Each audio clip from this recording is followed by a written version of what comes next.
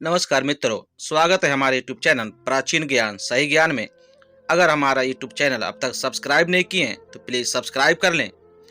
अंग दान करने वाले को मिलता है स्वर्ग या नर्क, इसका सबसे बड़ा उदाहरण दिया गया है राजा शिवी की कथा में। एक थे राजा शिवी, इनके धार्मिक स्वभाव और दयालुता एवं परोपकार के गुण की ख्याति स्वर्ग में भी पहुंची।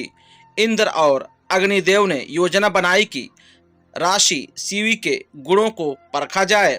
एक दिन अग्निदेव कबूतर बने और इंद्र बाज कबूतर उड़ता हुआ राजा शिवी की गोद में आकर बैठ गया और अपनी रक्षा के लिए प्रार्थना करने लगा।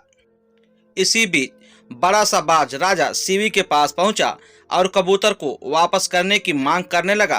बाज ने कहा कि कबूतर मेरा आहार है, अगर आप मुझे वापस नहीं करेंगे तो आपको मुझे भूखा रखने का पाप लगेगा। बाज की बातों को सुनकर राजा शिवी ने कहा कि कबूतर मैं तुम्हें नहीं दूंगा, अगर कोई अन्य उपाय है तो बताओ। बाज ने कहा कि कबूतर के मांस के बराबर मुझे मांस दे दीजिए, इससे मेरा काम हो जाएगा।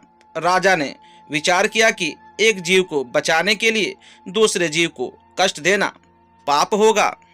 यही सोचकर राजा ने कबूतर को तराजू के एक पल्ले पर डाल दिया और अपने शरीर से मांस काटकर दूसरे पल्ले पर रखने लगे। लेकिन काफी मांस रखने के बाद भी पल्ला हिला तक नहीं। अंत में राजा शिवी स्वयं दूसरे पल्ले पर बैठ गए और उन्होंने बाज से कहा कि तुम मुझे खाकर अपनी भूख शांत कर लो। राजा की इस दयालुता और शरण में आए हुए की मदद करने की भावना को देखकर कबूतर बने अग्निदेव और बाज बने देवराज इंद्र अपने वास्तविक रूप में प्रकट हुए। आसमान से फूलों की वर्षा होने लगी। देवराज इंद्र ने कहा कि तुमने धर्म की लाज रखी है।